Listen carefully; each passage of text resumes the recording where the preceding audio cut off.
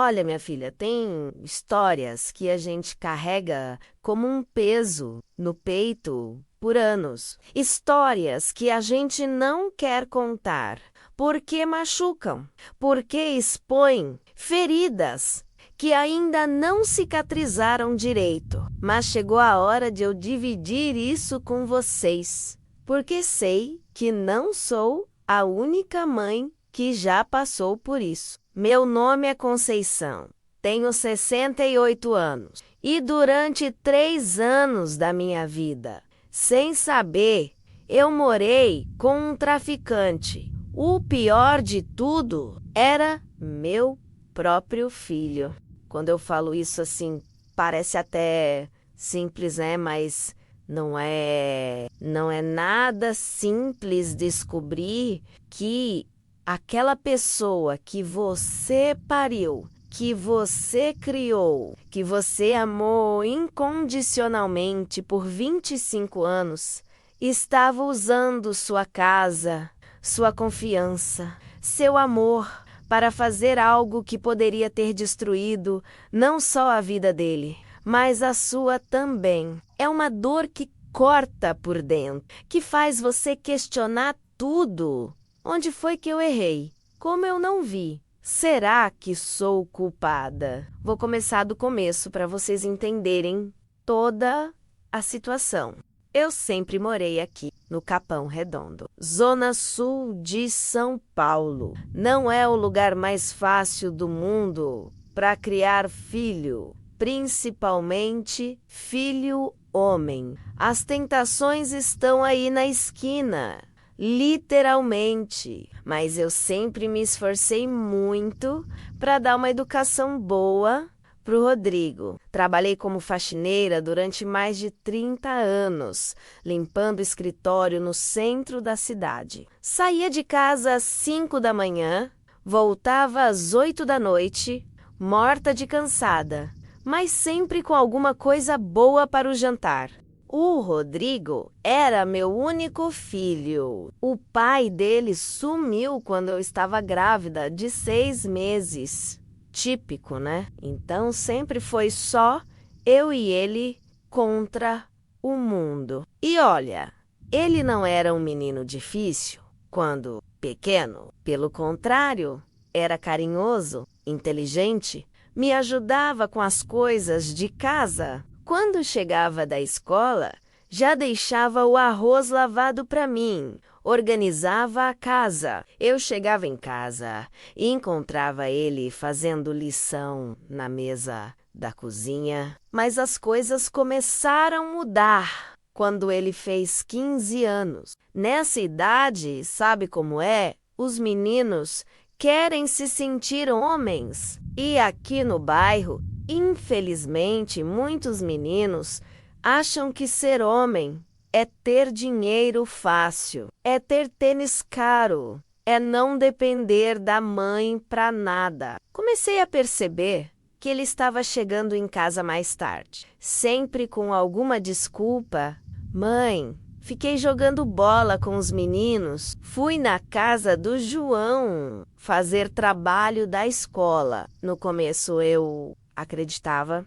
Mãe sempre quer acreditar no melhor do filho, né? Mas começaram a aparecer umas coisas estranhas. Um dia eu estava arrumando o guarda-roupa dele e encontrei um tênis novinho, daqueles caros, que custam mais que meu salário. Quando perguntei, ele disse que tinha ganhado de um tio aí do bairro. Que tio? Que tio nenhum, menino. Mas ele insistiu na história. Depois foi um boné, depois um celular novo. Sempre com essas histórias de que alguém tinha dado, que tinha achado, que tinha trocado por alguma coisa. E eu, boba, querendo acreditar. Porque a alternativa era pensar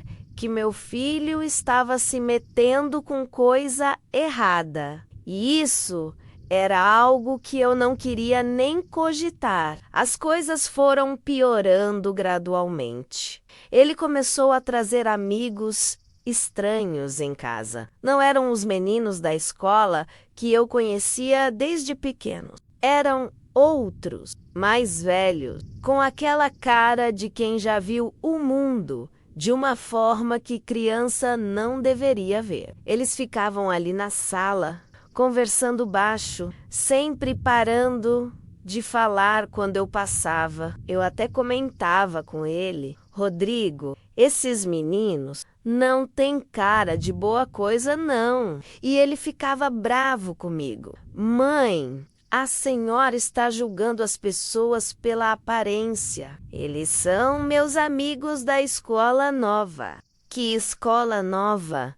Ele tinha mudado de escola e eu não sabia. Quando questionava, ele mudava de assunto, dizia que eu estava inventando coisa. O dinheiro em casa melhorou nessa época. De repente, Rodrigo começou a me dar dinheiro para ajudar nas contas. Mãe, peguei uns freelas aí, uns trabalhos extras.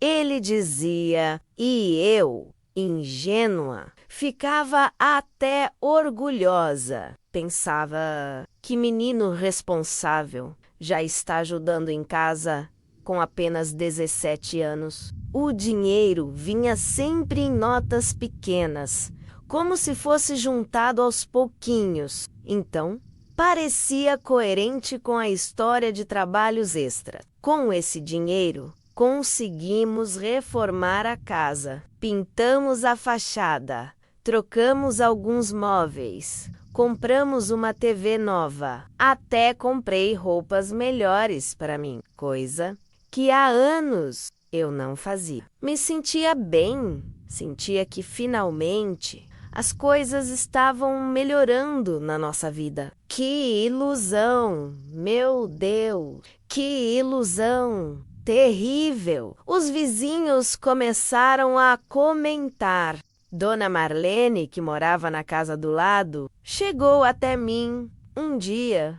Conceição, você não acha estranho tanto movimento na sua casa? Gente chegando e saindo toda hora. Eu defendi meu filho, Marlene. Você sabe como é menino dessa idade. Tem muitos amigos. Gosta de receber o pessoal em casa. Pelo menos sei onde ele está, né? Mas a dona Marlene insistiu. Não, Conceição, não é normal. Tem gente chegando aí de moto, parando rapidinho, entrando e saindo em 5 minutos. Isso não é visita social, não. Eu disse que ia conversar com o Rodrigo sobre isso, mas no fundo ainda não queria acreditar no que ela estava insinuando. Teve uma noite que marcou muito para mim. Eram umas 2 da manhã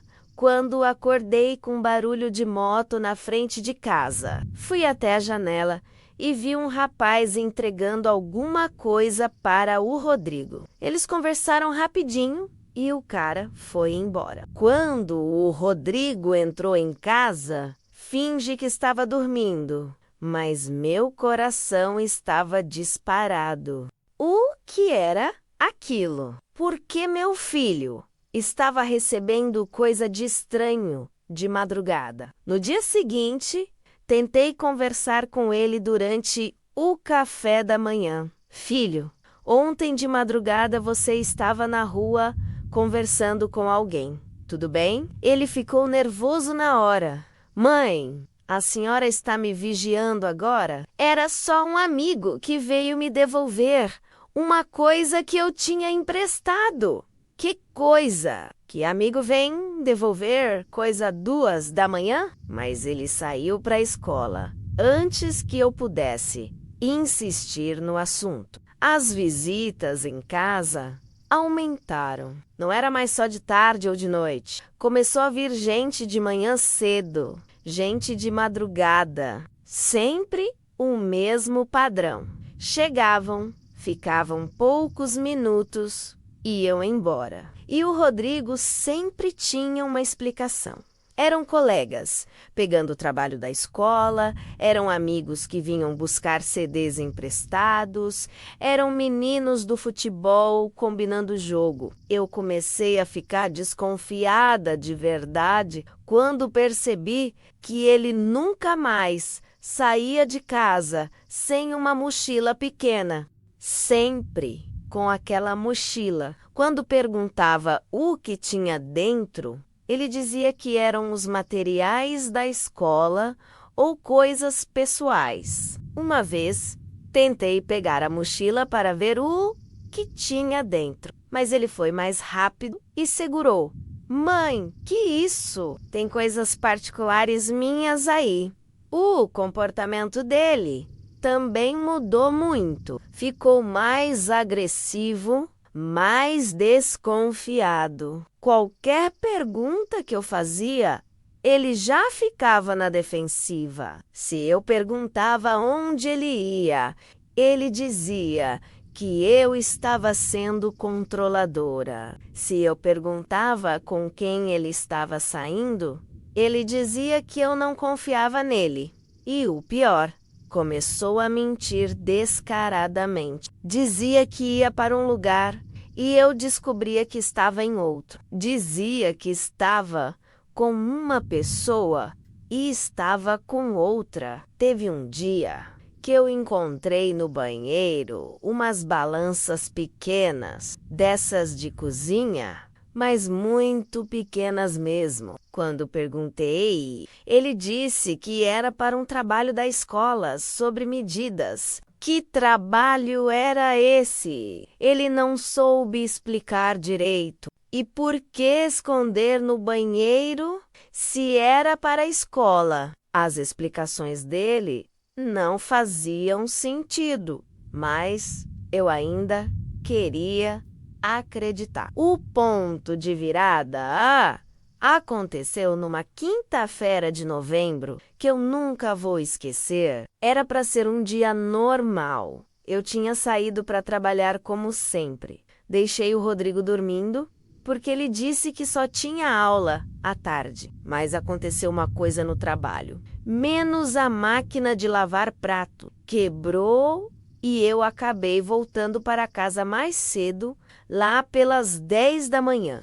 Quando cheguei na minha rua, a primeira coisa que notei foi o tanto de movimento que tinha na frente da minha casa. Tinha 2 motos estacionadas, um carro que eu nunca tinha visto e várias pessoas que eu não conhecia paradas na calçada. Meu coração já começou a bater forte. O que estava acontecendo ali? Conforme fui chegando mais perto, pude ver que as pessoas estavam entrando na minha casa.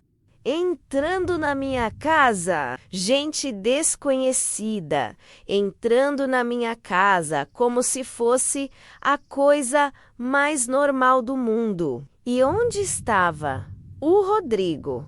Por que ele estava deixando isso acontecer? Acelerei o passo e quando cheguei no portão, vi uma cena que me gelou o sangue. Tinha um menino, não devia ter mais que 15 anos, sentado na minha varanda, contando dinheiro. Dinheiro! Um monte de nota amassada na mão de uma criança. E o pior, ele estava contando esse dinheiro na minha varanda, como se aquilo fosse normal. Entrei em casa sem falar nada com ninguém. Queria entender o que estava acontecendo antes de tomar qualquer atitude. A sala estava cheia de gente que eu nunca tinha visto na minha vida. Homens, mulheres, alguns muito jovens, outros mais velhos, todos com aquela cara de quem está fazendo algo que não deveria estar fazendo. E onde estava meu filho no meio disso tudo? Estava lá na cozinha, na minha cozinha, pesando alguma coisa numa balança pequena. igual aquelas que eu tinha encontrado no banheiro. Só que desta vez não era para trabalho de escola, não. Era pó branco, cocaína. Meu filho estava pesando cocaína na minha cozinha. Quando ele me viu, a cor sumiu do rosto dele. Literalmente, ficou branco igual papel. Por alguns segundos, nós dois ficamos parados, nos olhando. Eu não conseguia acreditar no que estava vendo. E ele não conseguia acreditar que tinha sido pego. O silêncio durou uns 10 segundos, que pareceram uma eternidade. Rodrigo, foi só o que eu consegui falar. Não saiu mais nada da minha boca, só o nome dele, numa voz que eu mesma não reconheci, uma voz pequena, quebrada, cheia de decepção. Ele tentou esconder rapidinho o que estava fazendo, mas era tarde demais. Eu já tinha visto tudo: a droga, a balança, o dinheiro espalhado na mesa da cozinha. Minha mesa de cozinha, onde a gente fazia as refeições todos os dias, estava sendo usada para pesar drogas. Mãe, eu posso explicar, ele disse, mas não conseguiu continuar a frase. Como ia explicar aquilo? Como ia explicar que estava usando nossa casa como ponto de drogas? Como ia explicar que todas aquelas visitas estranhas eram clientes comprando drogas dele? As outras pessoas na casa perceberam que algo estava errado e começaram a sair rapidinho. Ninguém queria estar ali quando a confusão começasse. Em 5 minutos, a casa esvaziou. Ficou só eu e ele, cara a cara, com a verdade que eu tinha evitado enxergar por tanto tempo. Há quanto tempo, Rodrigo? Foi a primeira pergunta que consegui fazer. Ele abaixou a cabeça, não conseguia me olhar nos olhos. Há quanto tempo você está fazendo isso na minha casa? Uns 2 anos, ele murmurou. 2 anos! Durante 2 anos, eu tinha morado com um traficante sem saber. Durante 2 anos, minha casa tinha sido usada como ponto de drogas. Durante 2 anos, eu tinha sido cúmplice involuntária de algo que poderia ter me mandado para a cadeia. A sensação que eu tive naquele momento é difícil de descrever. Era como se o chão tivesse sumido debaixo dos meus pés. Era como se tudo que eu acreditava sobre meu filho, sobre minha vida, sobre nossa relação, fosse mentira. O Rodrigo que eu conhecia não existia. Ou melhor, existia, mas dividindo espaço com esse outro Rodrigo que eu não fazia ideia que existia. E o dinheiro que você me dava? Perguntei, já sabendo a resposta. Era dinheiro da droga, né? Ele confirmou com a cabeça. Todo aquele dinheiro que tinha melhorado nossa vida, que tinha reformado nossa casa, que tinha me feito sentir orgulho do meu filho, era dinheiro sujo, dinheiro que vinha da desgraça de outras famílias. Me sentei numa cadeira porque minhas pernas estavam bambas. Olhei em volta da minha cozinha, que de repente parecia um lugar estranho. Quantas vezes aquela mesa tinha sido usada para pesar drogas? Quantas vezes criminosos tinham sentado nessas cadeiras? Quantas transações ilegais tinham acontecido aqui enquanto eu estava no trabalho, me matando para ganhar um salário honesto? Mãe, Eu não queria que a senhora soubesse, ele disse, como se isso fosse algum tipo de consolo. Eu sempre tive cuidado para não envolver a senhora. Não envolver? Como assim não envolver? Minha casa estava sendo usada como ponto de drogas. Meu nome estava na escritura dessa casa. Se a polícia aparecesse aqui, eu seria presa junto. Como ele podia dizer que não me envolveu? Você tem noção do que fez, Rodrigo? Perguntei, sentindo a voz tremular.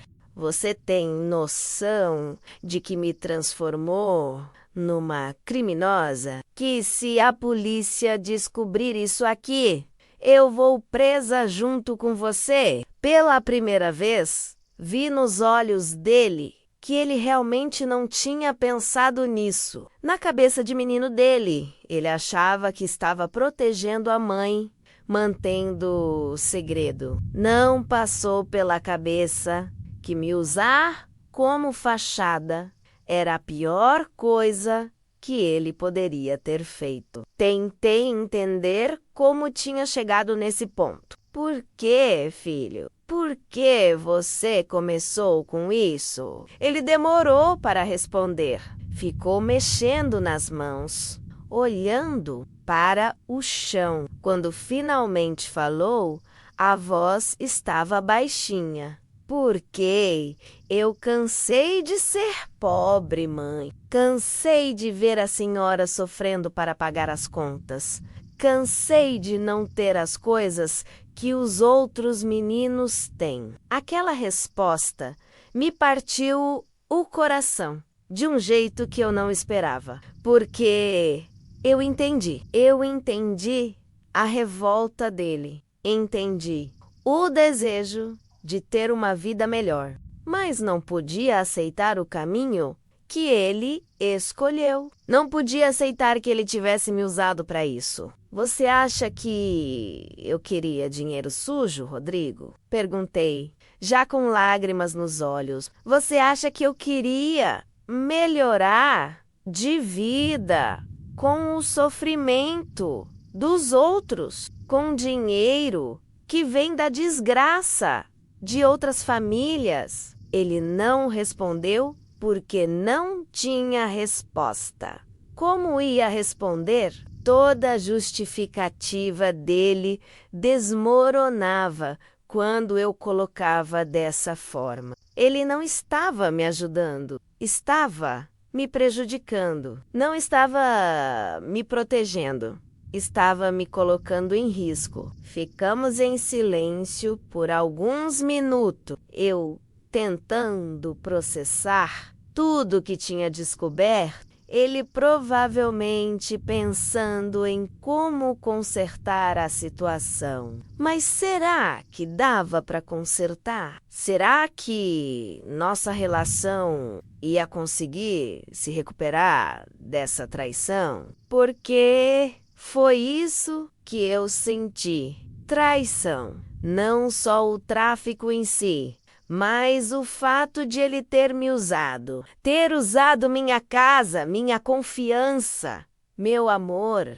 Ter me transformado numa cúmplice involuntária. Ter me feito pensar que estava orgulhosa de um filho trabalhador, quando na verdade estava sendo sustentada por dinheiro do crime. Depois daquele dia horrível da descoberta, nossa vida virou um caos completo. Não consegui mais dormir direito, não consegui mais comer direito, não consegui mais trabalhar direito. Como é que eu ia fingir normalidade depois de descobrir que minha casa era um ponto de drogas? O Rodrigo prometeu que ia parar com tudo. Chorou, se ajoelhou, jurou por tudo que era sagrado que nunca mais ia fazer aquilo.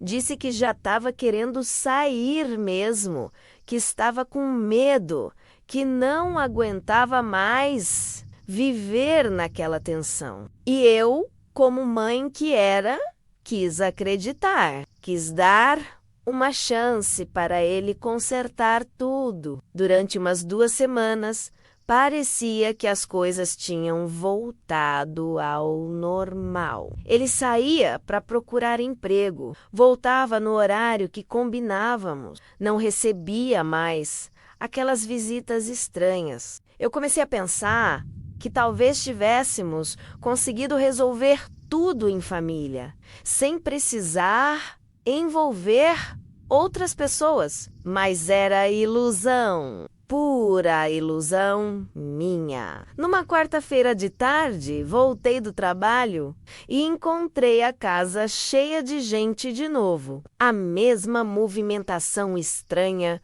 os mesmos caras suspeitos, a mesma situação que eu tinha flagrado 2 semanas antes. Quando entrei em casa e vi aquela cena, senti uma raiva que eu nunca tinha sentido na minha vida.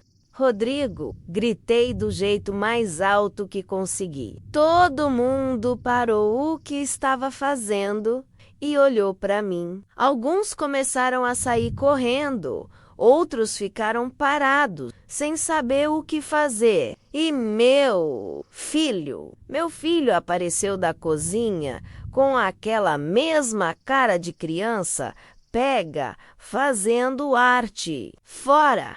Todo mundo fora da minha casa. Agora! Gritei para os desconhecidos. E eles saíram correndo mesmo. Ninguém quis discutir comigo. Ficou só eu e o Rodrigo. De novo, você me prometeu. Foi só o que consegui falar. Você olhou nos meus olhos e me prometeu. Ele tentou se explicar. Disse que era só uma última vez, que precisava terminar uns negócios que tinha começado. Que não podia simplesmente sumir, porque o pessoal podia ficar bravo com ele. Então, você preferiu me trair de novo a enfrentar esse pessoal? Perguntei. Você preferiu mentir para sua mãe de novo a resolver seus problemas como homem? Ele não soube o que responder porque a resposta era sim. Ele tinha preferido me enganar de novo a enfrentar as consequências das escolhas dele. Naquele momento, eu entendi uma coisa muito dolorosa.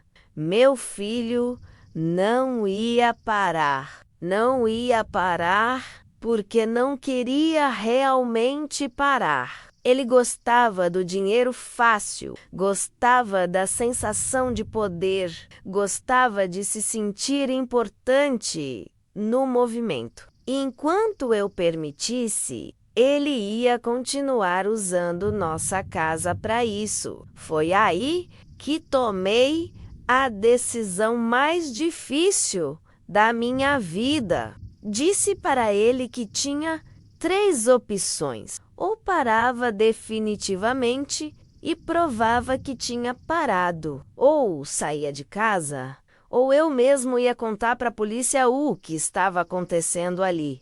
Ele achou que eu estava blefando. A mãe nunca ia fazer isso comigo, ele disse. Não dormi naquela noite. Fiquei pensando se eu realmente teria coragem de entregar meu próprio filho. Como é que uma mãe faz uma coisa dessas? Como é que uma mãe liga para a polícia e denuncia o filho? Mas, por outro lado, como é que uma mãe permite que o filho a use dessa forma? Como é que uma mãe compactua com o crime, mesmo que involuntariamente? No dia seguinte, quinta-feira, resolvi ficar em casa para ver o que ia acontecer. Disse no trabalho que estava doente e fiquei de vigília. na minha própria casa. Queria ver se o Rodrigo tinha entendido o recado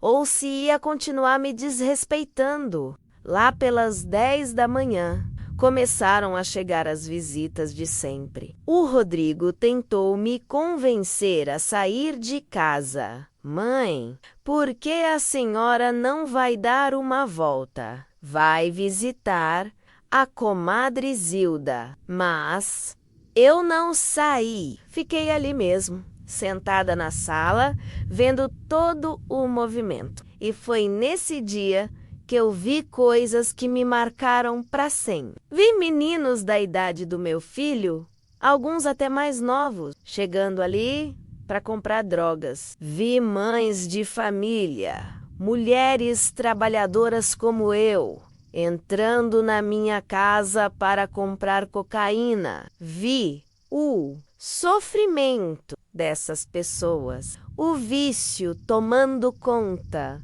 das suas vidas. Uma das clientes era uma moça nova, devia ter uns 25 anos.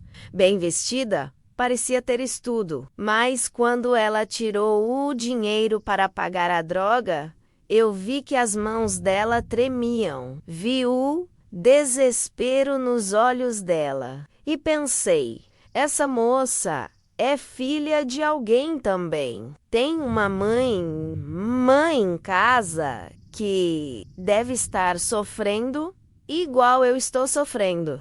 Foi nesse momento que eu entendi que não era só sobre o meu filho, era sobre todas essas pessoas que estavam sendo destruídas pelas drogas. E minha casa estava contribuindo para essa destruição. Meu filho estava contribuindo para a desgraça dessas famílias. E eu estava permitindo isso acontecer. Quando a movimentação terminou, chamei o Rodrigo para conversar. Filho, você viu o estado daquela moça que veio aqui? Perguntei. Você viu como ela estava desesperada? Ele deu de ombro. Problema dela, mãe. Ninguém obrigou ela a usar droga. Essa resposta me chocou mais que tudo. Meu filho tinha perdido completamente a empatia. Para ele, aquelas pessoas não eram gente sofrendo. Eram apenas clientes. Não importava se eram pais de família, mães trabalhadoras, jovens perdidos. Importava só o dinheiro que traziam. Rodrigo, essa moça é filha de alguém, assim como você é meu filho. Tentei explicar. A mãe dela deve estar sofrendo, igual eu estou sofrendo agora. Mas ele não queria ouvir. Disse que eu estava sendo dramática, que o mundo era assim mesmo, que ele não tinha obrigação de resolver os problemas dos outros. Naquele momento, eu soube que tinha perdido meu filho. Não fisicamente, ele ainda estava ali na minha frente. Mas o menino carinhoso que eu tinha criado, aquele que se preocupava comigo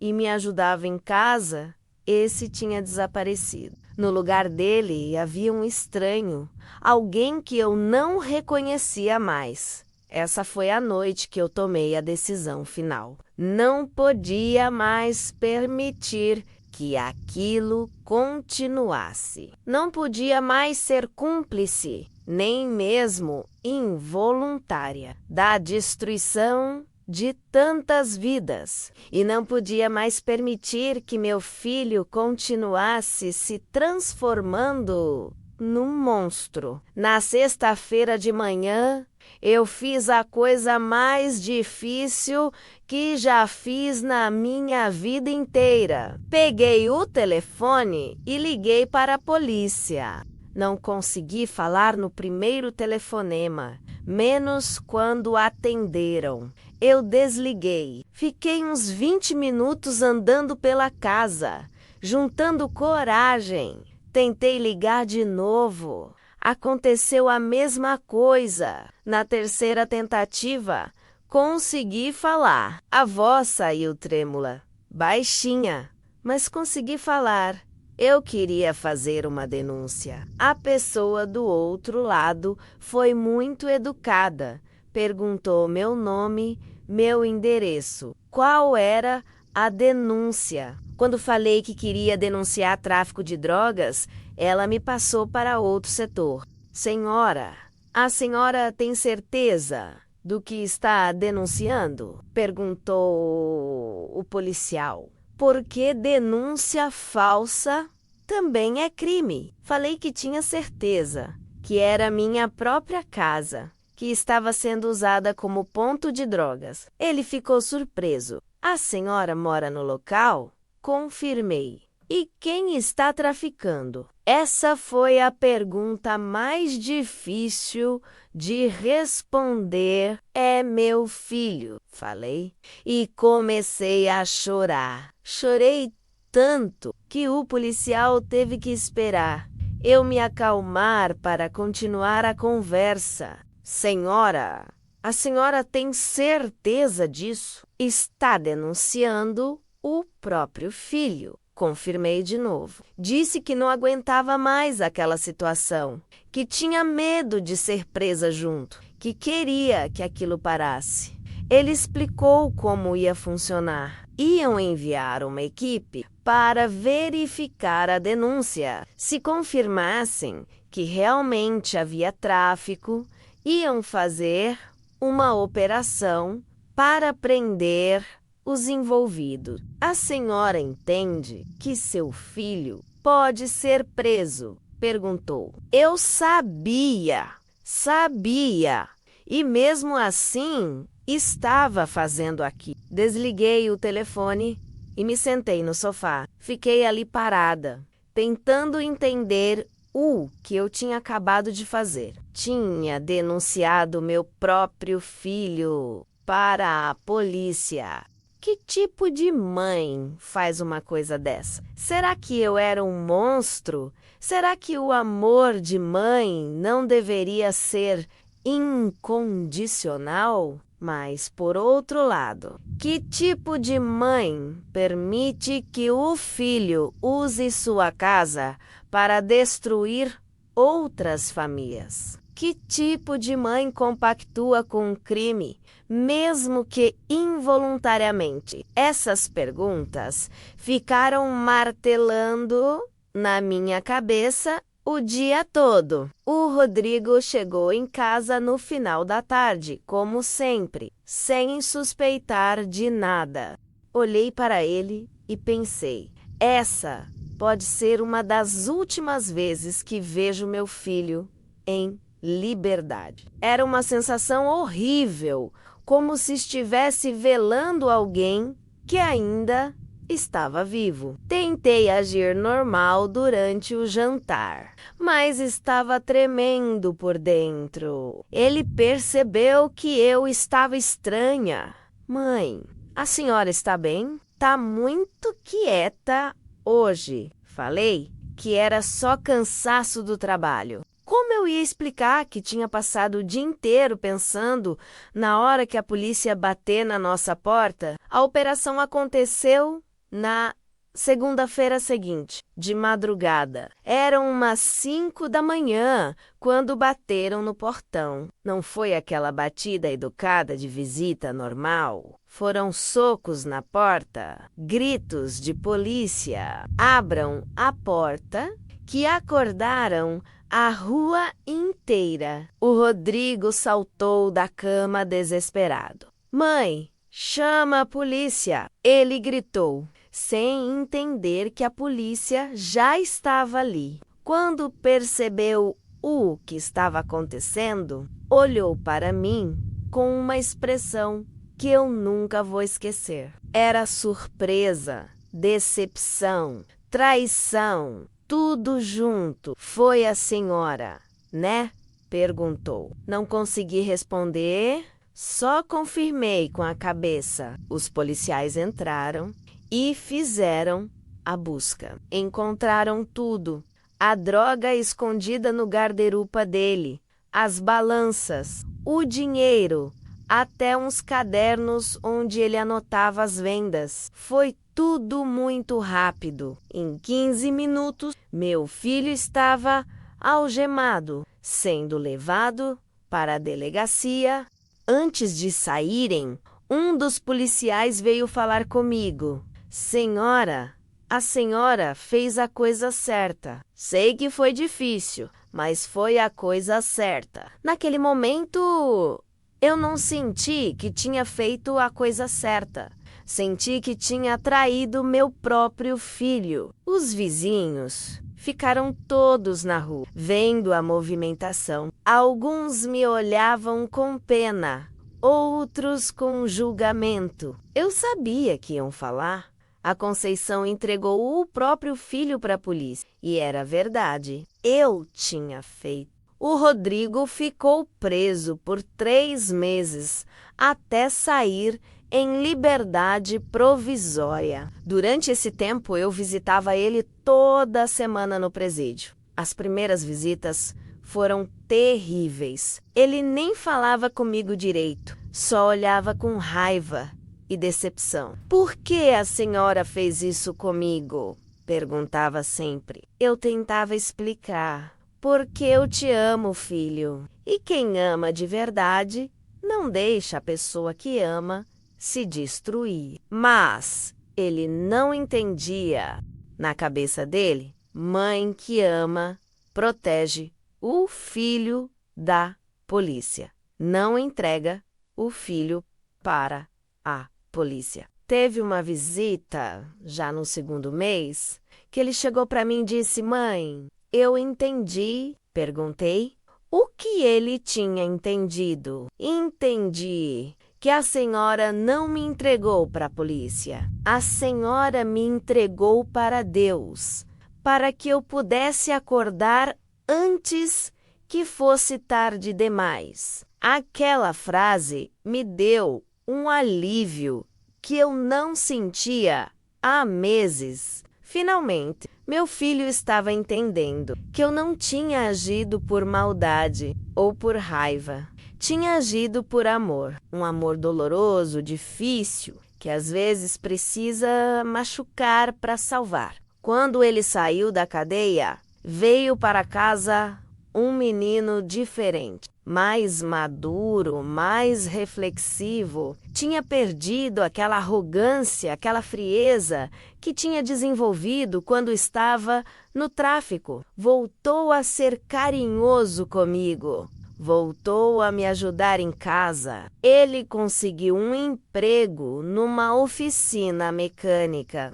Ganha pouco, muito menos do que ganhava vendendo droga. Mas é um dinheiro limpo. É um dinheiro que não me envergonha, que não me faz perder o sono, que não coloca a nossa família em risco. Vocês fariam o que eu fiz? Digam aí embaixo. Algumas pessoas me criticaram muito quando souberam da história. Diziam que mãe não faz isso com filho, que eu deveria ter encontrado outro jeito de resolver. Mas que outro jeito? Eu tentei conversar, tentei dar ultimato, tentei acreditar nas promessas dele. Nada funcionou. A única coisa que funcionou foi a intervenção da lei. Hoje, 5 anos depois, eu não me arrependo do que fiz. Foi a decisão mais difícil da minha vida, mas também foi a mais acertada. Meu filho está vivo, está livre, está trabalhando honestamente. Quantas mães por aí não conseguiram salvar seus filhos do tráfico e hoje estão chorando em cemitério? Quem aqui já passou por algo parecido na família? Eu aprendi que amor de mãe não significa aceitar tudo que o filho faz. Amor de mãe, às vezes, significa ter coragem de fazer o que é certo. Mesmo quando dói, significa colocar limites. Mesmo quando Esses limites são dolorosos. O Rodrigo hoje tem 30 anos, é casado, tem um filho pequeno. Quando olho para meu neto brincando ali no chão, penso em como eu quase perdi a chance de conhecer essa criança. Se meu filho tivesse continuado no tráfico, provavelmente estaria morto ou preso para sempre hoje. Concordam que às vezes amar é saber soltar? Tem uma coisa que o Rodrigo me disse no ano passado que me marcou muito. Mãe, hoje eu entendo que a senhora me salvou 2 vezes.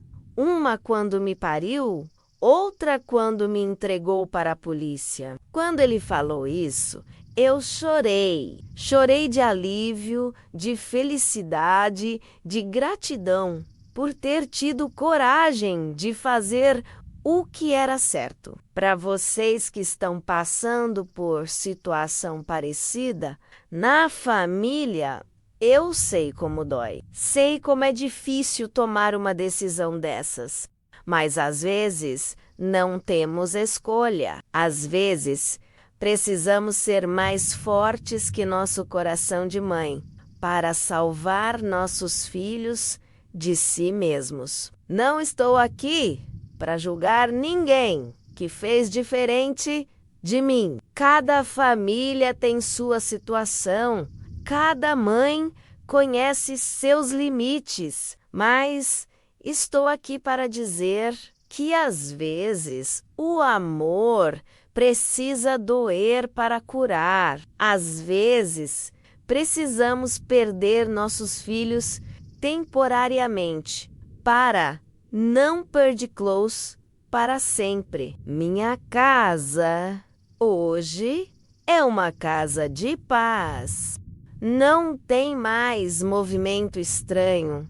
Não tem mais visitas suspeitas. Não tem mais dinheiro sujo entrando aqui. É uma casa pobre, mas é uma casa honesta. E isso vale mais que qualquer reforma, qualquer móvel novo, qualquer dinheiro fácil. Deixem nos comentários até onde vai o amor de mãe. Eu descobri que o amor de mãe vai até onde for necessário para salvar o filho, mesmo que isso signifique ser odiada por ele temporariamente, mesmo que isso signifique ser julgada pelos vizinhos, mesmo que isso signifique tomar a decisão mais difícil da vida.